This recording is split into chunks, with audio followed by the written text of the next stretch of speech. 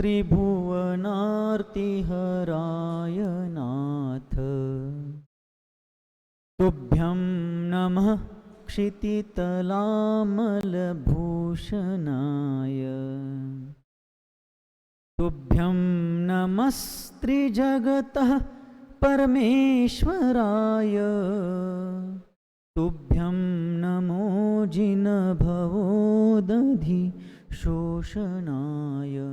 तुभ्यं नमो जिनभवोदधि शोषणाय। पंकनहि पंकज बनु मुक्ता बनु नसीप। दीप बनु जलता रहूं गुरुपद पद्म समीप। नमो भारती भ्रम मिटे ब्रह्म बनु मैं बाल। भार रहित भारत बने भास्वत भारत भाल। भार रहित भारत बने भास्वत भारत भाल। पंच परमेष्ठी भगवान की, द्वादशांग जिनवानी माता की, चारित्र्य चक्रवर्ती समाधि सम्राट मुनिकुल पितामह 20वीं शताब्दी के प्रथम आचार्य भगवंत शांति सागर जी मुनि महाराज की, अध्यात्म सरोवर के राजहंस आचार्य भगवान विद्यासागर जी मुनि महाराज की, दीक्षा गुरु शांत मूर्ति वात्सल्य रत्नाकर गुरुवर आचार्य भगवंत सन्मति सागर जी मुनि महाराज की, पूज्य आचार्य श्री वर्धमान सागर जी मुनि महाराज की, अहिंसा परमो धर्म की, बोले मुनि श्री विद्यासागर जी महाराज की, समस्त मुनि संघ की। प्रदर्शनालय होता है या उसको वस्तु संग्रहालय भी कहते हैं। उसी को हिंदी भाषा में अजायब घर भी कहते हैं। तो ऐसा यह वस्तु संग्रहालय, प्रदर्शन गृह या अजायब घर, यहाँ पर पुरानी वस्तुओं को, जो ऐतिहासिक तथ्यों को गवाह बन करके प्रदर्शित कर रही है, या कुछ महत्वपूर्ण चीज़ों को संग्रहित किया जाता है और समय समय पर आने वाले दर्शकों को उस वस्तु संग्रहालय को खोल करके, प्रदर्शनी को खोल करके, अजायब घर को खोल करके वहाँ की दुर्लभ वस्तुओं को दिखाया जाता है कि ये वस्तुएं हैं, और उसका वहाँ पर ब्यौरा भी लिखा रहता है। कुछ विश्लेषण भी वहाँ पर होता है, विवरण भी होता है कि ये चीज़ है, अमुक है, यहाँ से प्राप्त हुई, इसका ये ऐतिहासिक महत्व है इत्यादि। किंतु विवरण उस वस्तु के पास लिखा रहेगा, ये अमुक वस्तु है, यहाँ उपलब्ध हुई, इस कारण से इसका महत्व इत्यादि। लेकिन सबसे महत्वपूर्ण बात, एक सूचना फलक उस प्रदर्शनी के बाहर, वस्तु संग्रहालय के बाहर लिखा रहता है कि कृपया दर्शक गण अंदर की ऐतिहासिक वस्तुओं को दूर से ही देखे, हाथ नहीं लगाए। पता है क्या, कभी देखा होगा आप लोगों ने, किसी भी वस्तु को छूने का प्रयास नहीं करे, दूर से ही देखा जाए। क्यों? छूने में राग भाव होता है, और राग भावाधीन होकर छूते समय उस पुरानी वस्तु का कोई नुकसान ना हुए, वो टूट फूट ना जाए, उसमें कोई क्षति नहीं आवे, इसलिए क्या किया जाता है, ये सूचना दी जाती है कि आप लोग दर्शन उसको जरूर करो, उसको जरूर देखो, लेकिन हाथ लगाना मना है, क्योंकि मनुष्य का हाथ है, भला भी कर सकता है और चाहे तो और कुछ भी कर सकता है, ऐसी स्थिति है। तो ये सूचना इसलिए है क्योंकि वहाँ पर हम हस्तक्षेप नहीं करें, इंटरफेयर नहीं करें, उसमें किसी प्रकार की हमारे निमित्त से तोड़फोड़ आदि नहीं हुए, क्षति नहीं हुई, ये उद्देश्य रहता है। वैसे ही ज्ञान का पदार्थों के द्वारा जानना, आत्मा का ज्ञान के द्वारा पदार्थों को जानना, सहजता से जानना, ये हानिकारक नहीं है। लेकिन आकुल व्याकुल होकर के पदार्थों के पीछे पड़ करके किसी पदार्थ को जानने संबंधी आकुल व्याकुल होकर के जानने का प्रयास करना, यह आत्म स्वभाव से बहिर्मुखता दर्शाता है। यह एक आध्यात्मिक दृष्टि से कथन है। प्रारंभिक सराग भूमिका में तो जो आत्महितेच्छुक जीव है वह आत्महित के लिए, तत्वज्ञान पाने के लिए निरंतर छटपटाता रहता है कि मुझे ये समझना है। जिनेश्वर भगवान ने वस्तु स्वरूप का, स्वपर का, लोकालोक का जो वर्णन किया है, मुझे वह सब समझना है और वह समझ करके मुझे वस्तु स्वरूप का निर्णय करना है। इसलिए कोई धर्मात्मा या आत्म पिपासु जीव, सुखेच्छुक जीव निरंतर छटपटाता है। लेकिन जैसे जैसे उसके भीतर तत्व ज्ञान आविर्भूत होता है, प्रकट होता है, तो उसकी वह आकुलता धीरे धीरे उपशमित होती जाती है, उपशांत होती जाती है, और फिर वह सहजता से जानने के लिए आकुलता नहीं करता। जो जानने में आ रहा है उसको सिर्फ जानता है, छोड़ता है, जानता है, छोड़ता है, जानता है, छोड़ता है। जैसे दर्पण के सामने है, किसी पदार्थ का प्रतिबिंब उसमें आकर के पड़ रहा है, तो दर्पण उसको कलेक्ट करके नहीं रखता है, संग्रहित करके नहीं रखता है। प्रतिबिंबित होने वाला पदार्थ जब तक सामने है प्रतिबिंबित करता है, वो आगे जाने पर, इधर उधर होने पर उसके बारे में सारे विकल्प या उसके बारे में कोई आकुलता उसमें नहीं रहती है। वैसे ही ये अपना है, ये पराया है, ये अच्छा है, बुरा है, या अनुकूल है, प्रतिकूल है, इत्यादि नाना प्रकार की उलझने और नाना प्रकार के रागद्वेष हम लोग करते हैं। यह हमारी आकुलता का कारण है। श्री जिनेन्द्र वर्णी जी ने कर्म रहस्य नाम की एक सुंदरतम उनके लिखित पुस्तक में बहुत ही सुंदर एक दृष्टांत दिया है।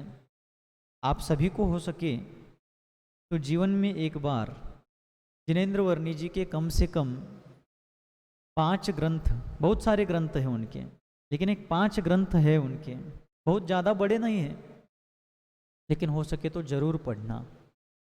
पहले पदार्थ विज्ञान, लेखक 5 ग्रंथों के जिनेन्द्र वर्णी जी ही है।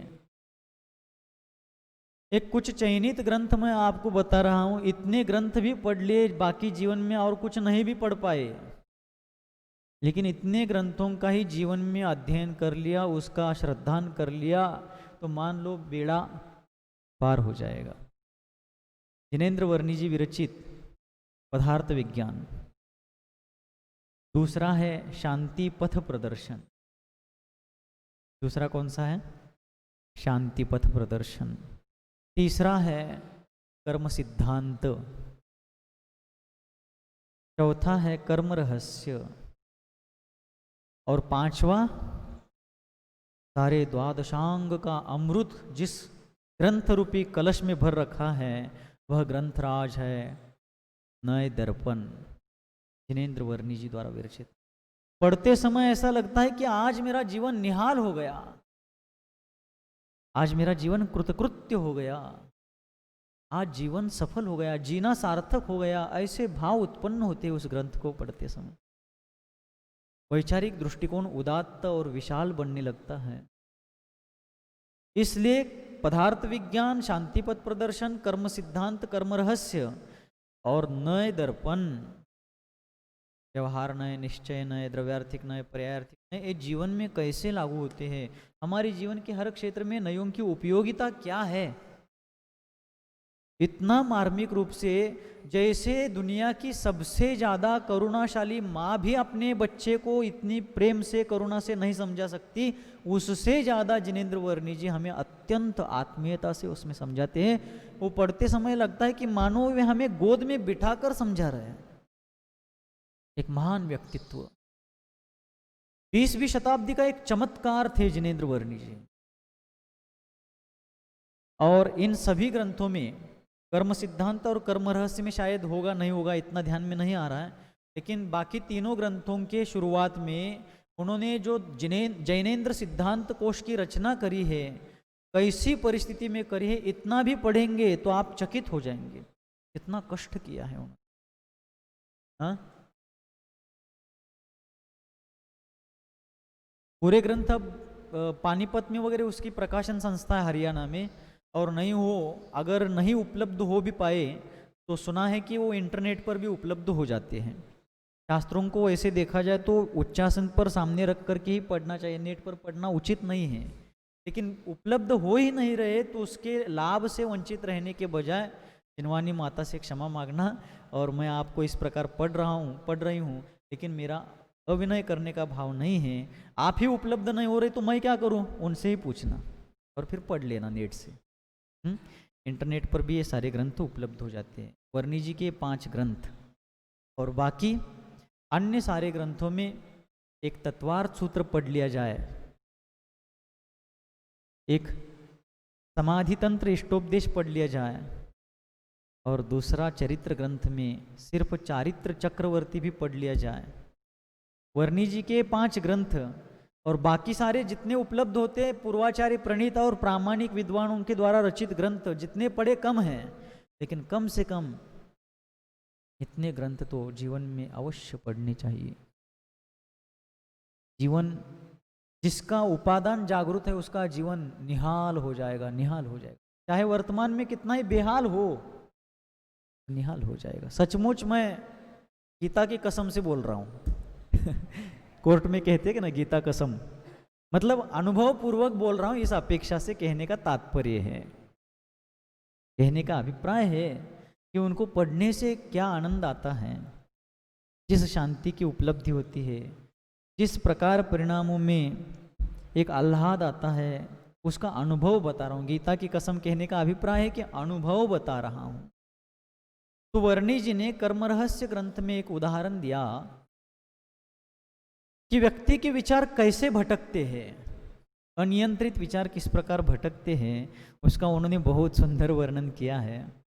उसमें उन्होंने कहा कि हम शांति से एक कमरे में एक व्यक्ति अपने घर में विचार करते कुछ सोचते बैठे थे, उनका चित्त अत्यंत शांत था, कुछ चिंतन कर रहे थे और निस्तरंग निशब्द नीरव वातावरण था, कोई आवाज कोलाहल नहीं था। इतने में उनका दरवाजा खटखटाया गया। तो पहले तो उन्होंने दरवाजे की तरफ ध्यान नहीं दिया, बार बार खटखटाने पर वो जाते हैं, दरवाजा खोलते हैं, देखते हैं कि बाहर एक भिखारी खड़ा है। तो जिनेंद्र वर्णी जी कहते हैं, ये दृष्टांत देने के बाद अंत में सारा दृष्टांत देकर कहते हैं कि कैसे कैसे विकल्प माला उत्पन्न होती है। तो जब वह व्यक्ति भिखारी को देखते हैं तो उनके मन में विकल्प उत्पन्न होता है कि पहले तो इसको मैं भगा ही दूं, तो लौटा दूं, लेकिन बाद में करुणा दयावश उन्होंने उसको कुछ 1-2 सिक्के दे दिए, वो चला गया। तब वे व्यक्ति आकर अपने स्थान पर फिर से बैठते हैं और फिर उनके मन में एक संकल्प उत्पन्न होता है, क्या कि भारत में ये भिखारियों की जो परंपरा है, ये रीति है, ये अच्छी नहीं है। इसको कहते संकल्प। संकल्प और विकल्प 2 चीजें हैं। जो विकल्पों के केंद्र में होता है उसको संकल्प कहते हैं, और केंद्र को घेरते हुए अनेक जो विचार आगे आगे उसी के अनुरूप उत्पन्न होते जाते हैं उसको क्या कहते हैं, विकल्प कहते हैं। इस प्रकार ये संकल्प और विकल्प का स्वरूप है।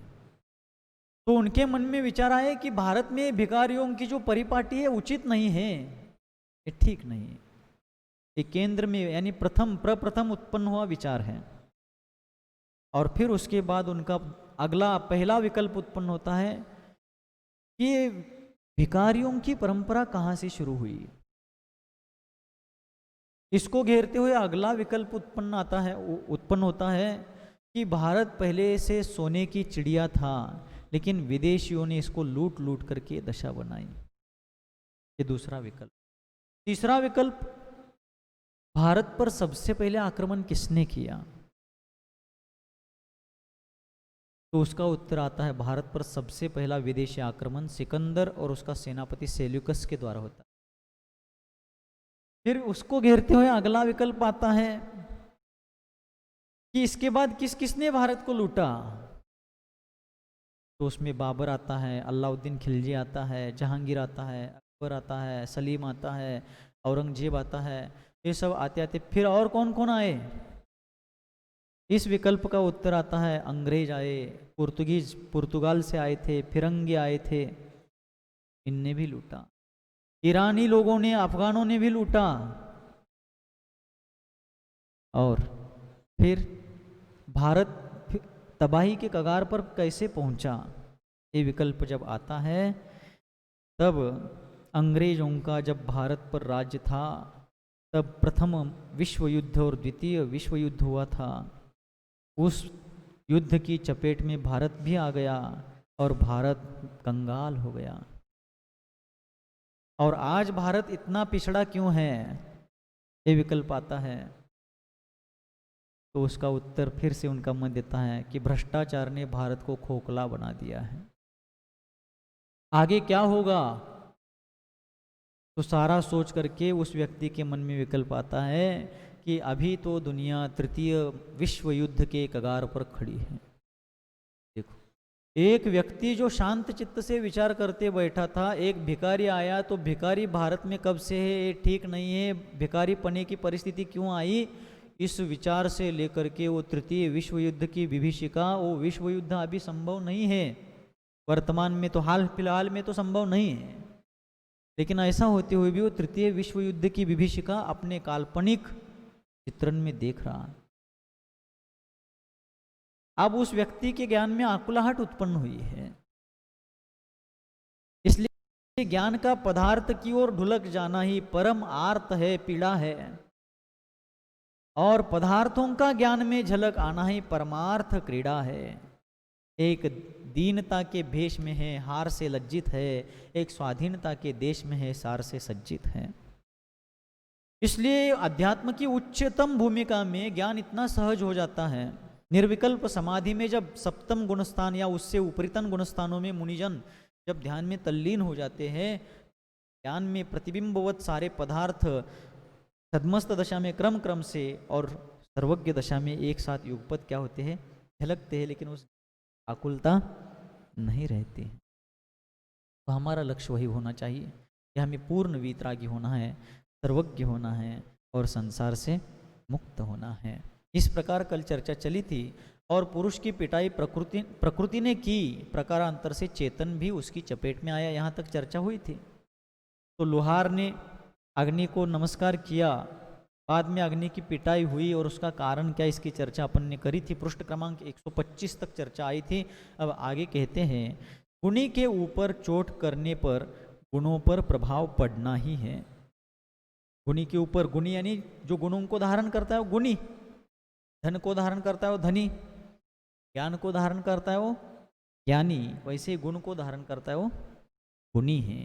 तो गुणी के ऊपर चोट होते ही गुण भी उसकी चपेट में आते हैं, गुणों पर भी प्रभाव होता है। जैसे दूध है, दूध गुणी है, मधुरता, पौष्टिकता, शीतलता, पित्त शामकता इत्यादि उसके गुण हैं उदाहरण के लिए। लेकिन दूध जो गुणी है उसमें जामन पड़ जाए, कुछ खट्टी चीज पड़ जाए या खट्टी चीज पड़े ही नहीं, यहाँ पर दूध रखा है और उसी के पास में घी, दही या छाछ रखा है पास में ही, गर्मी के दिन है, दूध को गर्म करके भी रखा है, दूध फटने की कोई चांसेस नहीं है, लेकिन गर्मी के कारण दही और छाछ बहुत खट्टा हुआ है और उस खटास का एक स्मेल, एक गंध वहाँ आसपास फैली है। देखी होगी आप लोगों ने कभी, उतने स्मेल मात्र से भी वो दही या छाछ का कोई अंश भी उस दूध में नहीं गिरा है, लेकिन उसकी गंध से भी दूध क्या हो जाता है, फट जाता है। और गुणी के ऊपर चोट होते ही गुणों के गुण भी उसके प्रभाव में आते हैं, तो दूध फट करके क्या होता है, महाराज छैना हो जाता है क्या होता है, छैना। तो कहने का अभिप्राय है कि अब वो दूध फटता है तो दूध के स्वरूप में विकृति आई, उसका स्वाद भी, उसकी जो गुणवत्ता थी, स्वाद था, क्वालिटी थी, मधुरता थी, पौष्टिकता थी, वो बिगड़ गई। ऐसा इसमें होता है। वैसे ही आत्मा के ऊपर कर्मों का जब चोट होता है, मोह राग द्वेष का जब चोट होता है, तो आत्मा के सारे गुण भी इसके चपेट में आ जाते हैं और विभाव रूप परिणति करने लगते हैं। आघात मूल पर हो, द्रुम सूख जाता है तो मूल में सलील तो पूरन फूलता है। तो शिल्पी का चेतन सचेत हो, स्व पर कर्तव्य पर प्रकाश डालता सा। तो प्रकृति पुरुष को उपदेश देते हुए समझा रही है कि उसके मूल भाव चेतन भाव अर्थात आत्मा के ज्ञान स्वभाव को जागृत किया जाए, आत्मा के अपने वीतराग स्वभाव को जागृत किया जाए, तो क्या होता है, आत्मा पूर्ण फूलता है, यानी पूर्ण विकास को प्राप्त हो जाता है। और अगर आघात मूल पर किया जाता है, जड़ पर आघात किया जाता है, द्रुम यानी वृक्ष, एक विधान करते हैं ना अपने यहाँ कल्पद्रुम विधान, तो द्रुम का अर्थ होता है वृक्ष, पेड़। तो यहां पर कह रहे हैं कि जड़ में आघात करने पर, मूल पर आघात करने पर द्रुम यानी वृक्ष सूख जाता है, और अगर मूल में सलील यानी जल सिंचित किया जाता है, अभिसिंचित किया जाता है, तो पूर्ण फलता है। वैसे ही आत्मा के स्वभाव पर कुठाराघात किया जाता है तो आत्मा सूखता है, यानी संसार में अनेक प्रकार के दुख भोगता है।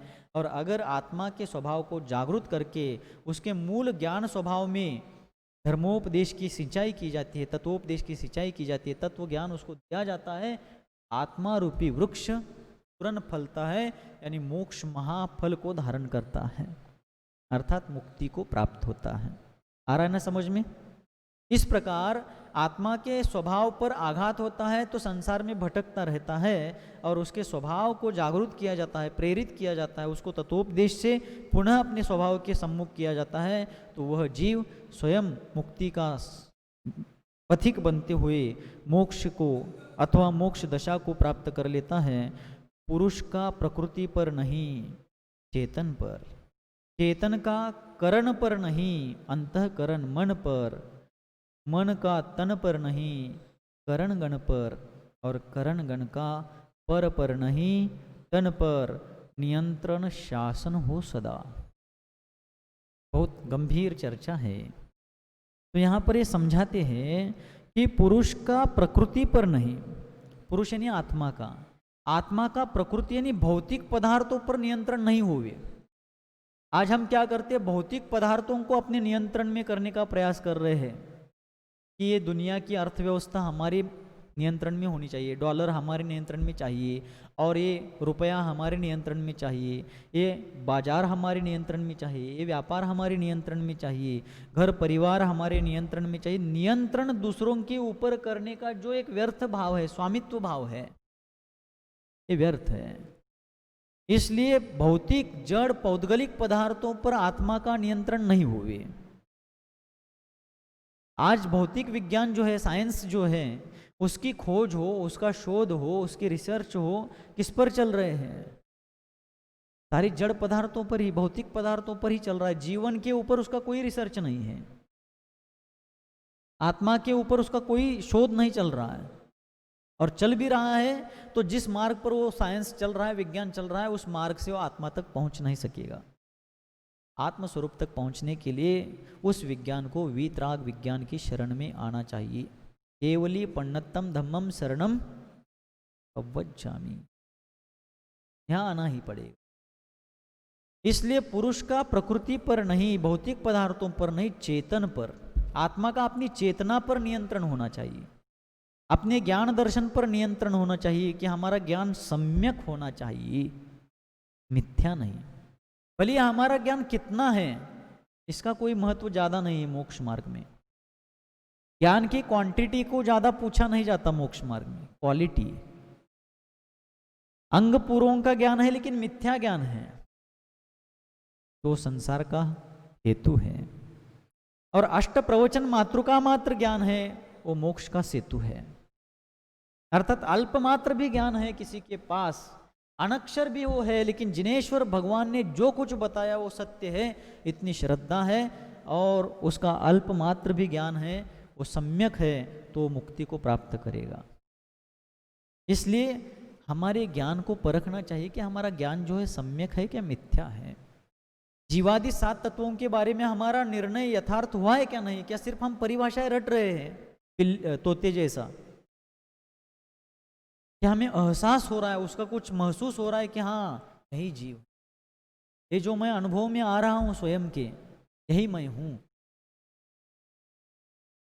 जो मैं महसूस कर रहा हूँ आनंद को, शांति को, ही मैं हूँ। इस प्रकार हमें अपने आप का कुछ महसूस हो रहा है क्या? हमें अपूर्व कुछ लग रहा है क्या? जीव से भिन्न आजीव है, ये आश्रव है, ये बंध है, ये संवर है, निर्जरा है, ये मुक्ति है, इत्यादि चीजों का कुछ श्रद्धान पक्का और यथार्थ हो रहा है क्या? सिर्फ परिभाषाएं रटने से प्रयोजन की सिद्धि नहीं होगी। अदृश्य हो तो हवा भी अदृश्य है। हाँ, विज्ञान तो जड़ पर ही शोध करता है। विज्ञान तो अभी बहुत नर्सरी का बच्चा भी नहीं है, नर्सरी का विद्यार्थी भी नहीं है। विज्ञान के विद्यार्थियों को लग सकता है कि विज्ञान की भर्त्सना की जा रही है या उसकी उपेक्षा की जा रही है। नहीं, अभी बहुत छोटा है, वो पालने में है। वीतराग विज्ञान की शरण में आना पड़ेगा। किंतु हमें अपने जीवादि सात तत्वों के ज्ञान के बारे में, श्रद्धान के बारे में निरंतर परखते रहना चाहिए कि हमारी श्रद्धा कैसी है। देवशास्त्र गुरु के स्वरूप के बारे में हमारी श्रद्धा कैसी है। अब आप लोग कितना समझ पाते हैं, समझने का प्रयास करिए। एक चिंतन आपको दे रहा हूँ, एक विचार आपके सामने रख रहा हूँ, गुरु की कृपा से जो उत्पन्न हुआ कि आप के प्रति कैसा श्रद्धान होना चाहिए। बड़प्पन या बड़बोलापन नहीं है। एक उत्पन्न हुआ जो विचार है, जो आनंददायी बना था, बना है, बनेगा, आपका भी ऐसा हुए। मेरा ही ऐसा श्रद्धान हुआ है ऐसा नहीं है, और बहुत से लोग हैं। मैं तो बहुत छोटा हूँ अभी, लेकिन जो उत्पन्न हुआ है उससे शांति का पथ प्रशस्त होता। आज मान लीजिए सर्वज्ञ भगवान कहाँ पर है, यह प्रश्न उपस्थित होता है, तो उत्तर मिलेगा जो सिद्ध पर्याय को प्राप्त हो चुके हैं तो ऊर्ध्वलोक में है। सिद्ध दशा में वे सर्वज्ञता को धारण किए हुए हैं। और अरहंत दशा वाले सर्वज्ञ कहाँ पर है आज साक्षात? तो विदेह क्षेत्र में है। कहाँ पर है? विदेह क्षेत्र में, पंच विदेहों में आज सर्वज्ञ भगवान विराजमान है। अब ध्यान से सुनना, कान से सिर्फ नहीं। जहाँ पर केवली भगवान आज विराजमान है, सर्वज्ञ देव विराजमान है, उनके ज्ञान में अगर आज ऐसा झलक रहा है कि यहाँ पर किशनगढ़ में इस जैन भवन के इस मंच पर बैठकर जो तत्व चर्चा कर रहा है, मुख माटी को पढ़ रहा है, वह मुनि रूपधारी जीव अभी मिथ्या दृष्टि है। मेरे बारे में जान रहे भगवान, मान लो। क्या जान रहे? आपके बारे में कहूँ तो आपको बुरा नहीं लगे कि हमें मिथ्या दृष्टि कह रहे हैं, इसलिए मैं मेरे ऊपर ही लेता हूँ। ये जो मूक माटी का वाचन कर रहा है अभी यहाँ बैठकर, यह मुनि रूप में, मुनि अवस्था में होते हुए भी अभी मिथ्या दृष्टि है। तो मुझे वो उनका जानना सहर्ष स्वीकार है कि वो सत्य जान रहे। हाँ, मिथ्या दृष्टि बनकर रहना मुझे स्वीकार नहीं है, लेकिन अगर भगवान वर्तमान में मुझे मिथ्या दृष्टि है ऐसा जान रहे तो सत्य ही जान रहे। ये मेरी श्रद्धा है। और श्रद्धा अंधश्रद्धा इसलिए नहीं है क्योंकि मैं उन भगवान को कुल देवता या एक रीति रिवाज वाली देवता नहीं मानता हूँ। आगम में और गुरु के मुख से जैसा उनका स्वरूप सुना है कि वे वीतरागी हैं। आपके प्रति राग है इसलिए आप मिथ्या दृष्टि होते हुए भी वे आपको सम्यक दृष्टि कह रहे हैं, और मेरे प्रति द्वेष है, पक्षपात है, इसलिए मैं सम्यक दृष्टि होते हुए भी वो मुझे मिथ्या दृष्टि कह रहे हैं। ऐसा हो नहीं सकता। बताऊंगा। पहले तो वीतरागी है, मेरी श्रद्धा है, और शाब्दिक श्रद्धा नहीं, हार्दिक श्रद्धा है, हृदय से है, भावात्मक श्रद्धा है, शब्दात्मक नहीं है। दूसरी थोड़ा बहुत जानते हैं, कुछ नहीं जानते हैं, कुछ जानते हैं, कुछ जानते नहीं हैं, ऐसा नहीं है। ज्ञातारम विश्व तत्त्वानाम सालोकानाम त्रिलोकानाम।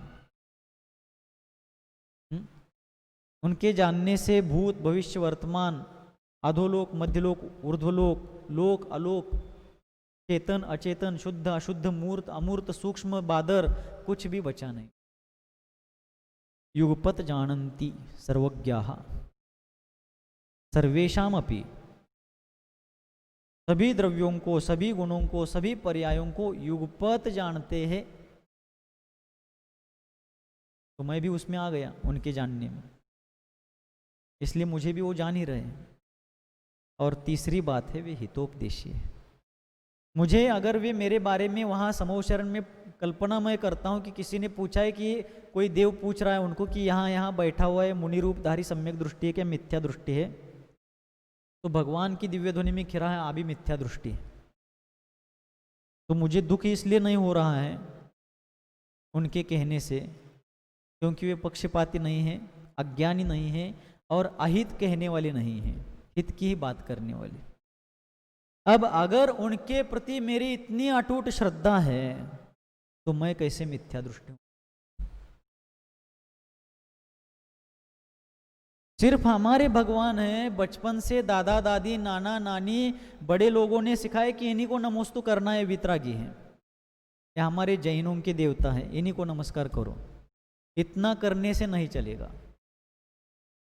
ये भगवान ऐसे, अगर मुझे मिथ्या दृष्टि है ऐसा जान रहे तो भी मुझे मंजूर है कि वो सत्य जान रहे हैं। हाँ, मिथ्या दृष्टि बनकर रहने में ना मेरी भलाई है और ना ही मुझे वो मंजूर भी है कि मिथ्या दृष्टि बनकर के ही मैं रहूं, ये मुझे मान्य नहीं है। अगर ऐसा है तो मैं सम्यक दर्शन के प्रति प्रयास करूंगा, पुरुषार्थ करूंगा। लेकिन उन भगवान के स्वरूप के बारे में, उनके द्वारा बताए गए जीवादि तत्वों के बारे में मेरे मन में जैसा का तैसा भावात्मक श्रद्धा है। शाब्दिक बात तो अभी संवाद चल रहा है इसलिए शब्दों में आ रहा है, लेकिन वो भावात्मक श्रद्धा अगर मेरे हृदय में है तो मैं कैसे मिथ्या दृष्टि? तो भगवान का भी साहस नहीं हो सकता मुझे मिथ्या दृष्टि कहने का। किनका? अनंत वीर्य के धारक भगवान भी साहस नहीं करेंगे मिथ्या दृष्टि ऐसा कहने का। तो ये भावात्मक। आपको इसलिए बताया कि हमारी श्रद्धा जो है वो भावात्मक हुए कि सर्वज्ञ भगवान, वे वीतरागी है, वे हितोपदेशी है, किसी के बारे में कोई राग द्वेष नहीं, किसी के बारे में कोई डिवाइडर नहीं है, कोई पक्षपात, कोई दीवार नहीं है और सर्वज्ञ है, हित का ही उपदेश देंगे। तो मेरे बारे में गलत कैसे कह सकते? जो जैसा है वैसा ही कहेंगे। अभी मिथ्या दृष्टि होऊंगा तो मिथ्या दृष्टि ही कहेंगे, चाहे मैं कोई चक्रवर्ती क्यों ना हूं। अगर मैं वर्तमान में मिथ्या दृष्टि हूं, उनको उससे कोई फर्क नहीं पड़ेगा कि ये मुझे आकर कुछ पूछेगा, मेरे बारे में कोई मुकदमा दायर करेगा, कुछ फर्क नहीं पड़ता उनको। जैसा है उसको वैसा ही जानेंगे और जब पूछा जाए या कहने का अवसर आए, प्रसंग आए, वो उसको वैसा ही कहेंगे। और साथ साथ हित का मार्ग भी उन्होंने बता कर रखा है कि इस मार्ग पर चलोगे तो तुम्हारा हित होगा, इस अभी जिस अवस्था में हो इस माध्यम से तुम्हारा हित नहीं होगा, इस प्रकार तुम आगे बढ़ो। ये सब उन्होंने किया है। तो ऐसे भगवान के प्रति भावनात्मक जुड़ाव होना चाहिए, भावात्मक जुड़ाव। भगवान कहीं पर भी हो, लेकिन उनसे हम भाव से जुड़े हैं। भगवान और उनका दर्शन और उन प्रतिमाओं का, मंदिरों का दर्शन अनेकों दिन तक हमें नहीं हुआ इन आंखों से, लेकिन श्रद्धा रूपी नेत्र, आस्था रूपी नेत्र ऐसे हैं जो भयंकर घनघोर अंधकार में भी भगवान के स्पष्ट और साक्षात दर्शन कराते। कहीं भी बैठो, कब भी बैठो, ऐसा है। एकाग्र चित्त खलु यत्र तत्र स्थितोपि साधुर लभते समाधिम। सामायिक पाठ में ये पंक्ति आती है। जो साधु एकाग्र चित्त है, एकाग्र चित्त खलु यत्र तत्र, यत्र जहां, तत्र वहां, जहां तहां कहीं भी हो, एकाग्र चित्त खलु यत्र तत्र स्थितोपि साधुर लभते समाधिम। जहां कहीं भी वो साधु स्थित हो, विराजमान हो, लेकिन वो समाधि को प्राप्त करता है। समाधि यानी संलेखना, सर्वथा नहीं लेना। समाधि का मतलब है आत्मानुभूति, रत्नत्रय में लीनता। वो स्मशान में बैठ करके भी ध्यान करे, जहां से आने के बाद लोग नहाते हैं, लेकिन साधु वहां रहते हुए भी ध्यान रूपी स्नान कर रहा है। क्यों? एकाग्र चित्त ऐसा वह साधु। ऐसा है, इसलिए पुरुष का प्रकृति पर नहीं चेतन पर हमारा ज्ञान सम्यक होना, वह वस्तु स्वरूप में नियंत्रित होना चाहिए। यथार्थ वस्तु स्वरूप को जानने वाला उसका निर्णायक होना चाहिए, और चेतन का करण पर नहीं। पुस्तक में अगर कारण प्रिंट हुआ हो तो कारण नहीं, करण चाहिए। कारण मिसप्रिंट है। करण, करण यानी इंद्रिय। करण का अर्थ साधन भी होता है, तो इंद्रियां हमारी जानने की साधन है ना। आंखों से देखा, अपन कहते हैं ना, मैंने अपनी आंखों से देखा, मैंने अपने कान से सुना। कान ने सुना नहीं कहा जाता, मैंने अपनी आंखों से देखा है और अपने कान से सुना है। तो मैंने सुना कान से, तो कान से तृतीय विभक्ति हो गई, और तृतीय विभक्ति है करण, तो करण का अर्थ है साधन। ऐसा है व्याकरण। तो इस प्रकार चेतन का करण पर नहीं, आत्मा का इंद्रियों के ऊपर नियंत्रण नहीं हुए, अंतःकरण मन पर। आत्मा अपने मन को नियंत्रित करने का प्रयास करे। कौन किसको नियंत्रित करे, इसकी एक श्रृंखला बता रहे, एक कड़ी बता रहे, एक मालिका बता रहे हैं कि पुरुष का प्रकृति पर ना होकर चेतन पर, उसके ज्ञान दर्शन पर नियंत्रण हुए, और चेतन का करण पर, इंद्रियों पर नहीं बल्कि अंतःकरण मन पर नियंत्रण हो। मन जिसका नियंत्रित हो गया, जिसने मन को जीत लिया, भगवान हो गया। जो मन को जीतता है, क्योंकि हिंदी में कहावत आती है, मन के जीते जीत है, मन के हारे हार। और उसके साथ साथ जो मन को जीतता है वह जितेंद्रिय हो जाता है, क्योंकि मन को जीतने के बाद अन्य इंद्रियां भी उसके अधीन हो जाती हैं। इसलिए आत्मा का इंद्रियों पर नहीं अंतःकरण पर नियंत्रण होना चाहिए। तो मन पर नियंत्रण कैसे होना चाहिए? मन तो दौड़ लगाता है, अभी यहाँ तो अगले पल ही दुनिया के दूसरे छोर पर पहुँचता है। तो उस मन को नियंत्रित करने के लिए तत्वज्ञान का अभ्यास करना चाहिए, तत्व चिंतन में उस मन को लगाने का प्रयास करना चाहिए। उस मन को तत्व रूपी मिष्ट फल खाने के लिए दिए जाएंगे तो मन की भागा दौड़ी कम हो जाएगी, उसकी भगदड़ कम और नियंत्रित हो, एक दिन वो पूरा स्थिर और पूर्ण नियंत्रित हो जाएगा।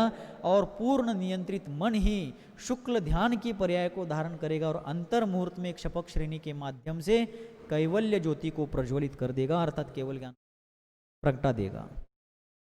ऐसा, इसलिए इस आत्मा का मन पर नियंत्रण होना चाहिए, मन का तन पर नहीं करण गण पर। और मन का शरीर पर नियंत्रण नहीं हुए, मन शरीर को नियंत्रित करने का काम नहीं करे, तो मन करण गण को, करण यानी इंद्रिय और गण यानी समूह, इंद्रिय समूह। तो 5 इंद्रियां हैं ना ज़्यादा से ज़्यादा, प्रसादी 5 इंद्रियां हैं, तो 5 हो गए तो समूह हो गया। और गण को समूह भी कहते हैं और समूह को गण भी कहते हैं।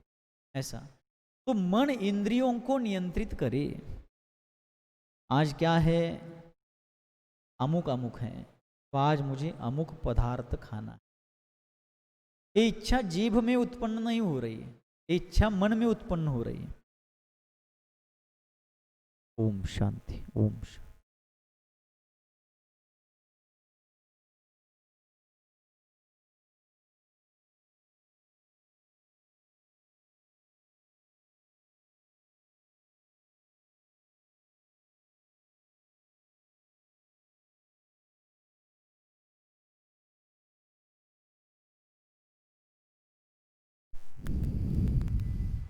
ओम शांति, ओम नमः। क्या चल रहा था? तो मन का नियंत्रण शरीर पर नहीं हुए, मन इंद्रियों को नियंत्रित करे, इंद्रियों को अपने नियंत्रण में रखे। तो कुछ आज मीठा खाना है, आज कुछ अमुक पदार्थ सेवन करना है, ये इच्छा जीभ में उत्पन्न नहीं होती है, मन ही उस जीभ को उकसाता है। मन क्या करता है? उकसाता है। जैसे कश्मीर के अलगाववादी नेता कश्मीर की जनता को उकसाते हैं, वैसे मन क्या करता है? मन नेता है इंद्रियों का, और वो इंद्रियों को क्या करता है? उकसाता रहता है। और इस कारण इंद्रियां फिर क्या करती है? खिलाफत, विरोध निर्माण करती है, अवरोध निर्माण करती है। ठीक उसी प्रकार फिर मन को अगर नियंत्रित किया जाए तो वो नियंत्रित मन करण गण को अर्थात इंद्रियों को नियंत्रित करे और करण गण और करण गण का पर नहीं, तन पर नियंत्रण शासन सदा हो। और इंद्रिय समूह जो है, जिस इंद्रिय समूह को मन के द्वारा नियंत्रित किया गया है, वे इंद्रियां किसी दूसरे व्यक्ति या अन्य किसी को नियंत्रित नहीं करे, पर यानी दूसरे पर नियंत्रण नहीं करे, बल्कि तन पर नियंत्रण करे। तन यानी शरीर। इंद्रियां अपने शरीर को नियंत्रण में रखें। इंद्रियां जिस शरीर के साथ, जिस शरीर में रह रही है, इंद्रियां उन शरीर को नियंत्रित रखे। शासन यानी अधिकार, सत्ता। तो इंद्रियां उस शरीर पर सत्ता रखते हुए उसको नियंत्रित करे। तो क्रम क्या हो गया? आत्मा इंद्रियों के बजाय, आत्मा चेतन को नियंत्रित करे, और चेतन इंद्रियों के बजाय अंतःकरण को क्या करे? नियंत्रित करे। और मन जो है अंतःकरण, जो मन जो अंतःकरण कहलाता है, वह मन शरीर को नियंत्रित करने के बजाय इंद्रियों को नियंत्रित करे, और इंद्रिया क्या करे? शरीर को नियंत्रित करे। एक साधना का क्रम है। तत्वार्थ सूत्र में एक सूत्र आया है, 6ठे अध्याय का पहला सूत्र। कौन बताएंगे?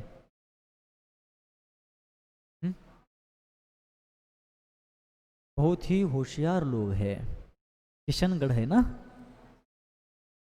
6ठे अध्याय का पहला सूत्र कौन सा? काय वांग मनः कर्म योग। बहुत बराबर है, सही है। तो तीनों योगों का उल्लेख किया गया, काय योग, वचन योग, मनोयोग। अपन कैसा बोलते हैं? मन शुद्धि, वचन शुद्धि, काय शुद्धि।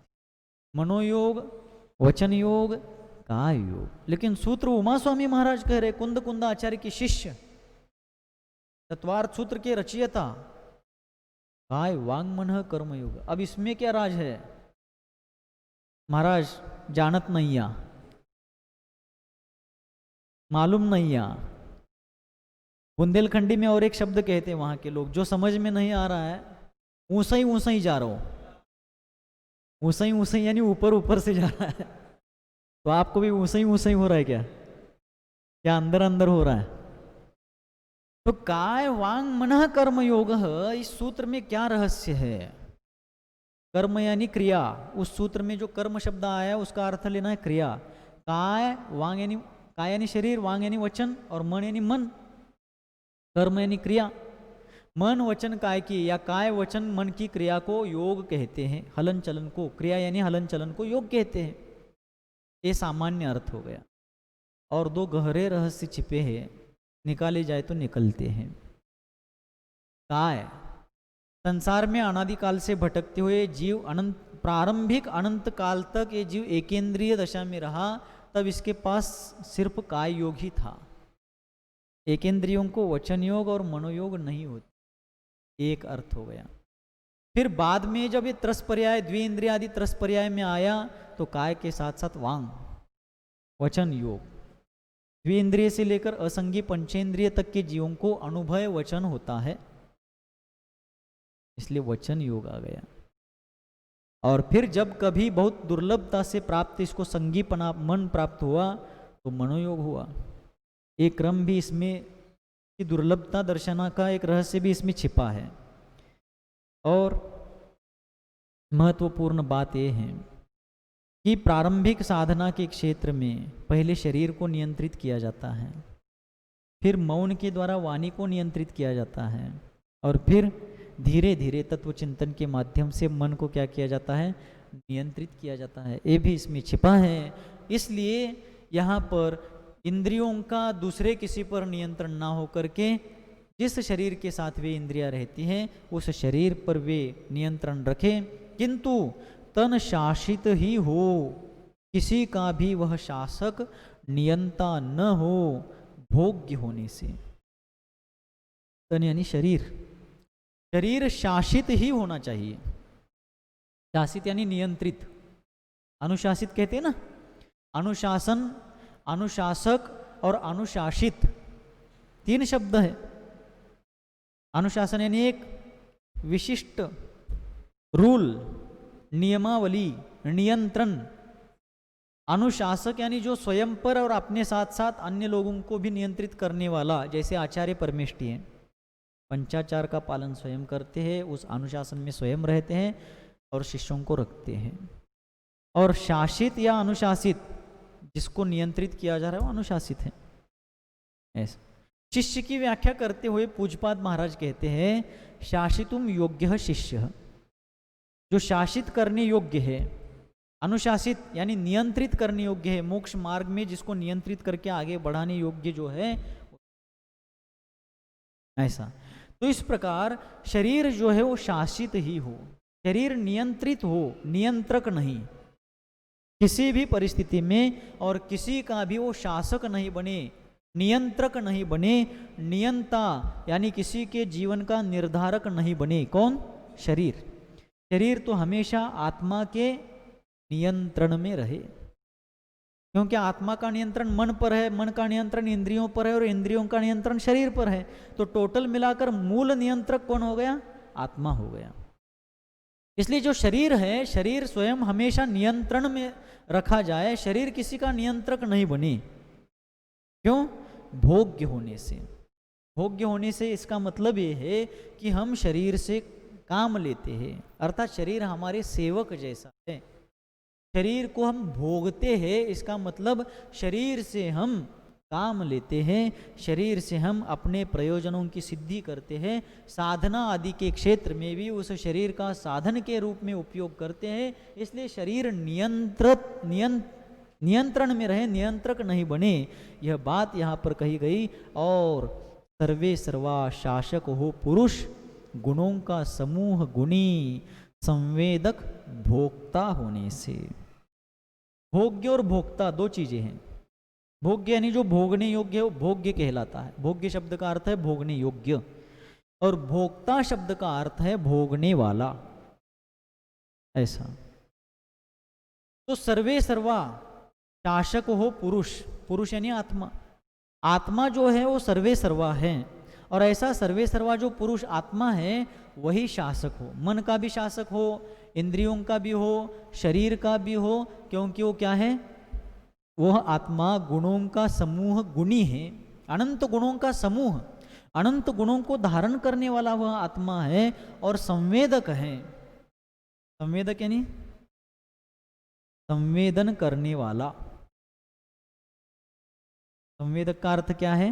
संवेदन करने वाला यानी महसूस करने वाला, भोगने वाला, फील करने वाला। तो फील करने वाला है, संवेदक है। और संवेदक क्यों है? भोक्ता होने से। भोक्ता यानी वो भोग लेता है, और भोग लेने का मतलब है अनुभव करना। सिद्ध परमेष्ठी, अरहंत परमेष्ठी अनंत सुख के भोक्ता है, यानी अनंत सुख का अनुभव करते हैं।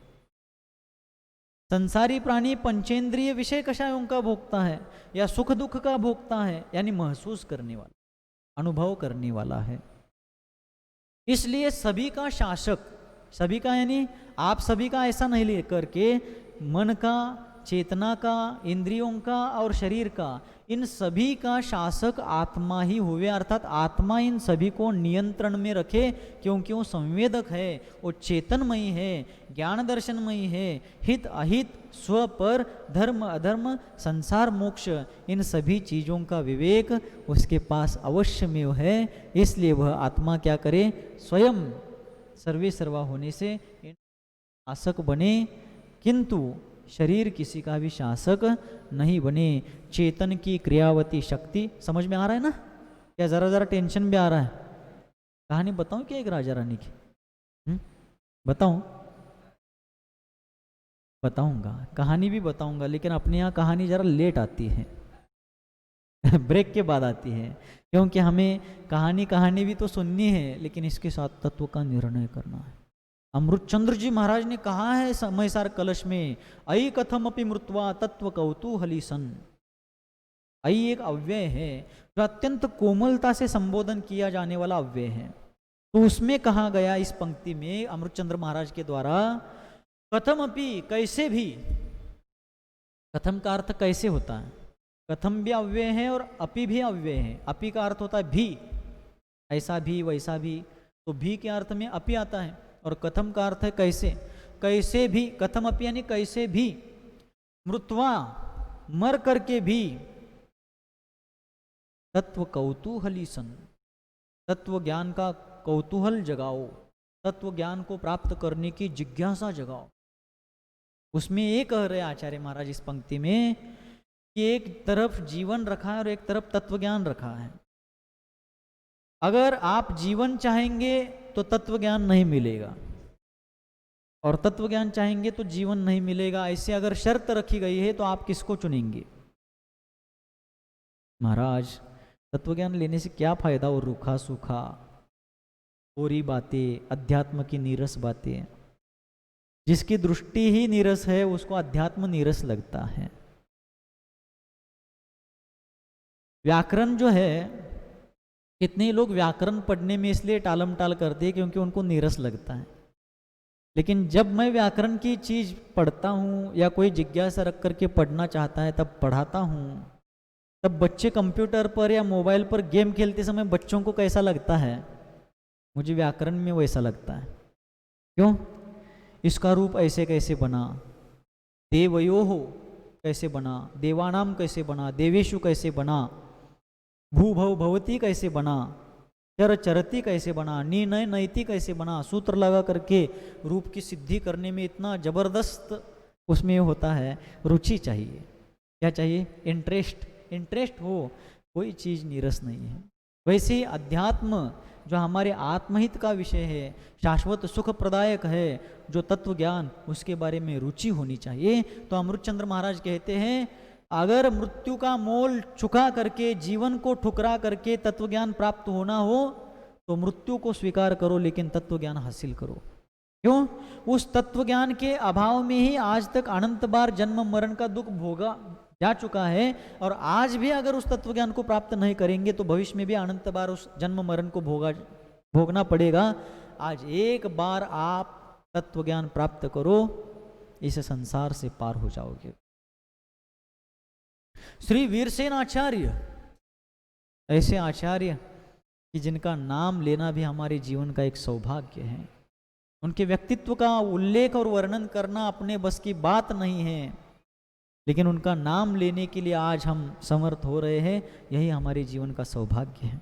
ऐसे वीरसेन आचार्य महाराज ने धवला टीका में कहा है कि जिस प्रकार सूत्र सहित सुई, सूत्र यानी धागा, धागे से युक्त सुई जिस प्रकार कहीं हाथ से गिर भी जाए तो भी घूमती नहीं है, मिल जाती, क्योंकि धागा उसको तुरंत पकड़ में ला देता है।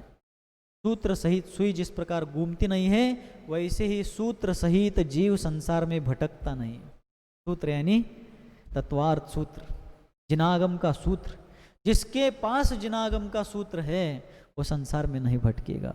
इसलिए हमें तत्व ज्ञान, कथा कहानी भी प्रथमान योग शास्त्र का ही विषय है, लेकिन उसके साथ साथ हमें तत्व निर्णय करना है कि वो तत्व जिसको समझ करके इस संसार से सदा सदा के लिए विदाई प्राप्त होगी। इसलिए हमें यहाँ पर ये चीज़ समझनी है, चेतन की क्रियावती शक्ति जो बिना वेतन वाली है, सक्रिय होती है, चेतन की इस स्थिति को अनुमति प्रेषित करती शिल्पी के अधरों पर स्मृति उभर आती है। और चेतन यानी आत्मा, आत्मा की जो क्रियावती शक्ति है, क्रियावती शक्ति यानी कार्य करने की शक्ति, आत्मा की कार्य करने की जो शक्ति है, सामर्थ्य है, वो जो बिना वेतन वाली है, बिना वेतन वाली यानी वो क्रियावती शक्ति जो है आत्मा की, वो कहीं खरीद करके, पैसे दे करके या उसको वेतन दे करके कहीं से काम पर लाया गया नहीं है। वो स्वाभाविक रूप से आत्मा के पास अनादि काल से है और अनंत काल तक रहेगी भी। इस प्रकार वह अमूल्य संपदा आत्मा के पास बिना किसी पैसे के उपलब्ध है। ऐसी वह क्रियावती शक्ति सक्रिय होती है, कार्य करने के लिए तत्पर हो जाती है, और चेतन की इस सक्रियता को, इस स्थिति को अनुमति प्रेषित करती है, अनुमति देती है। कौन? शिल्पी के अधरों पर, अधरों पर यानी होठों पर स्मृति उभर आती है। स्मृति यानी मंद मुस्कान जो शिल्पी के अधरों पर, होठों पर उत्पन्न हुई है, वो चेतन की क्रियावती शक्ति की तत्परता को, सक्रियता को अनुमति प्रेषित करती है कि अब तुम क्या करो, मिट्टी जो है, जो फूल चुकी है, उसको अब क्या करो, पैरों तले रौंद करके उसको स्नेहिल चिकनाई तक उसको पहुंचाओ। उपयोग का अंतरंग ही रंगीन ढंग वो योगों में रंग लाता है। शिल्पी के अंग अंग चालक से चालित यंत्र सम संचालित होते हैं और सर्वप्रथम शिल्पी का दाहिना चरण मंगलाचरण करता है। शनहि शनहि ऊपर उठता हुआ फिर माटी के माथे पर उतरता है। स्मिति यानी मंदहास्य। स्मिति स्मिति है मंदहास्य, मंद मुस्कान। तो उपयोग का अंतरंग ही रंगीन ढंग वो, अर्थात शिल्पी के उपयोग में, उपयोग का मतलब है जानने देखने की जो एक प्रवाहशीलता है, ज्ञान का एक प्रवाह है, विचारों का एक प्रवाह है। तो शिल्पी का जो उपयोग है उसके उपयोग में परिवर्तन आया, क्योंकि अब तक शरीर जो है विपक्ष के विरोधी पक्ष के रूप में खड़ा था, तो उससे उसकी मति कुंठित हुई थी। लेकिन अब चेतना को जागरूक करने के कारण शिल्पी का उपयोग बदल चुका है और उस उपयोग का अंतरंग ही उसका रंगीन ढंग योगों में रंग लाता है। अर्थात शिल्पी के मन वचन का इन तीनों योगों में रंग लाता है, यानी उसको उत्साहवान बनाता है, उत्साहित बनाता है कार्य करने के लिए। और शिल्पी के अंग अंग चालक से चालित यंत्र समान, कोई यंत्र है, कोई मशीन है, उसको जिस प्रकार उसका चालक ऑपरेट करता है, संचालित करता है, तो यंत्र काम करने लगता है। वैसे ही शिल्पी के सारे शरीर के अवयव अपने आप शिल्पी के द्वारा चालित यंत्र के समान काम करने लगते हैं। और सबसे पहले शिल्पी का दाया पैर मंगलाचरण करते हुए शनैः शनैः धीरे धीरे, शनैः शनैः का अर्थ है धीरे धीरे ऊपर उठता हुआ माटी के माथे पर उतरता है। माटी के पास ही खड़ा था ना शिल्पी, वहीं पर उसका दाएं पैर में खून का बहाव जो जमाव का अनुभव कर रहा है इत्यादि रूप से चर्चा हुई थी उस समय। तो अब शिल्पी के सारे अंग अंग सचेत हो उठते, उत्साहित होते हैं और उसका दायां पैर माटी के माथे पर उतरता है। चंद्रमा की चांदनी को तरसती चतुरी चकवी सम शिल्पन चरण का स्वागत करती माटी अपना माथा ऊपर उठाती हुई। और वो माटी क्या है? चंद्रमा की चांदनी को तरसने वाली, जिस प्रकार वो चकवी होती है, चकवा पक्षी की जो सहचारिणी चकवी पक्षी होती है, जो अत्यंत चतुर होती है, और जिस प्रकार चंद्रमा की चांदनी को देखने के लिए, पाने के लिए तरसती है, उसी प्रकार शिल्पन चरण यानी शिल्प को जन्म देने वाले ऐसे शिल्पी के जो चरण है उसका स्वागत करती हुई वह उसके तरफ अपने माथे को ऊपर उठाती है। किस लिए ऊपर उठाती है? वो भी अत्यंत उत्साहित है कि मैं भी उन्नति को प्राप्त करूं और मेरे जीवन को उन्नति की ओर ले जाने के लिए शिल्पी के चरण ही शरण है। इसलिए वो उस तरफ अपने माथे को आगे बढ़ाते, उसके चरणों की तरफ। अपन भी गुरुजनों के चरणों की तरफ अपना माथा बढ़ाते हैं। संस्कृत पंच महागुरु भक्ति में पूज्यपाद आचार्य कहते हैं, आचार्याणाम पद युग कमलानी दधे शीर्ष में हम। पंच परमेष्टि की स्तुति है उसमें, और उसमें कहते हैं कि आचार्यों के दोनों चरण मैं सिर पर धारण करूं।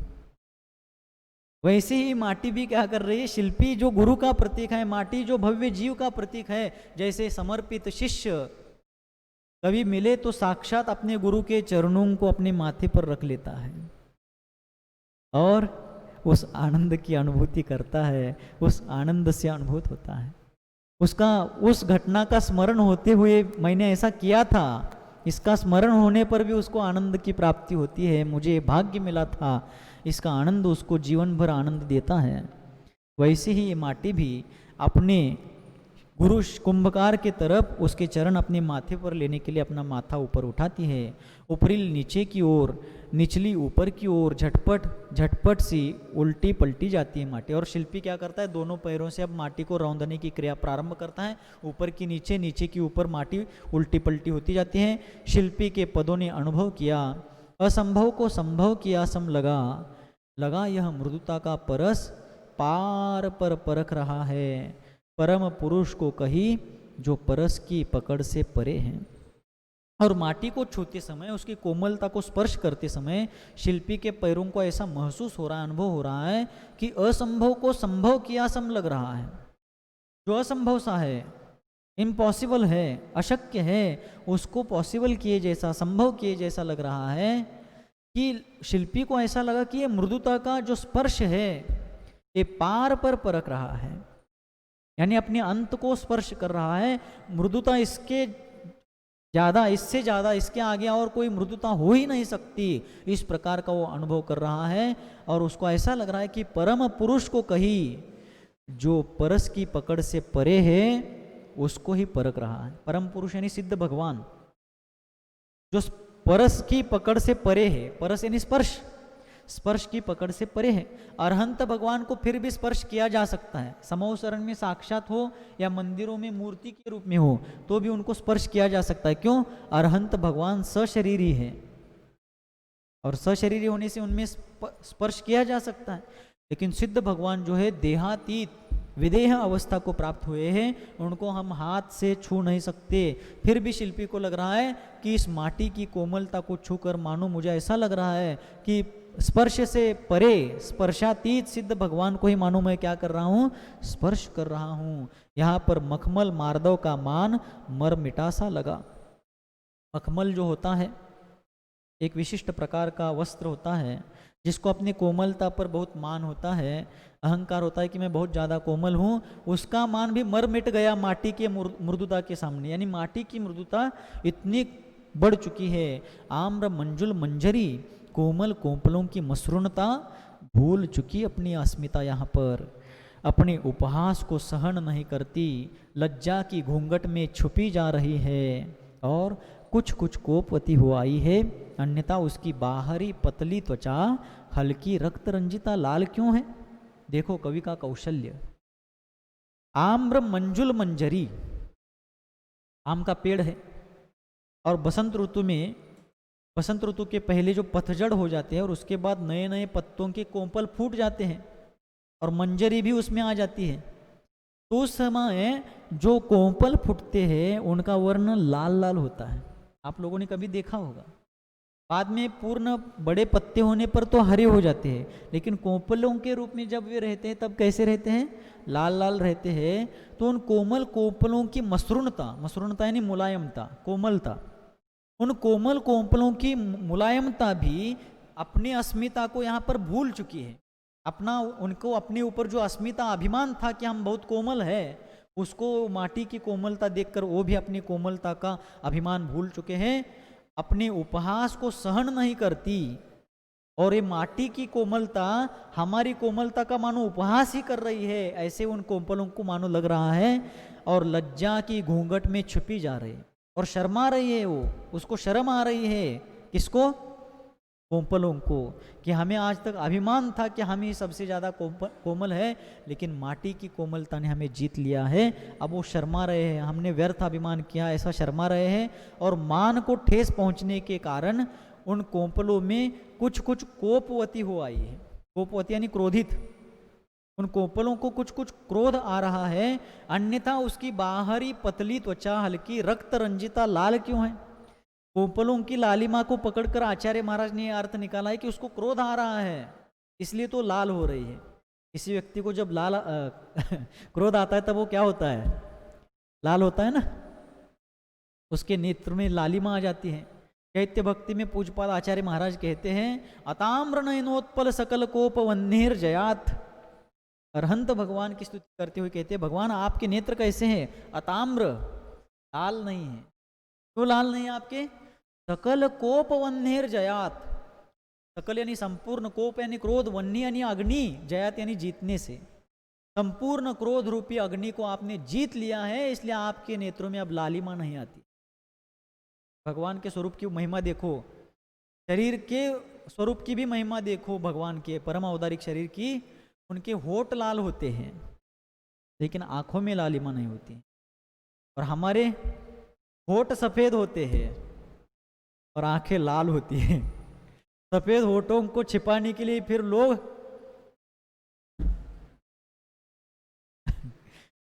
कुछ कृत्रिमता अपनाते हैं। तो होठ सफेद कब होते हैं?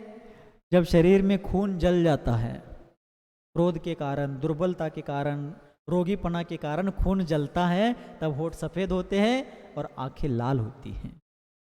और भगवान शांति के प्रतिमूर्ति है, उनके होठ तो लाल है जो संपूर्ण उनके संपूर्ण शारीरिक स्वास्थ्य और शारीरिक सौंदर्य के प्रतीक है, और आंखें सफ़ेद और काले मंडल से युक्त है, जो उनकी निर्मलता को और क्षमा भाव को दर्शा रहे।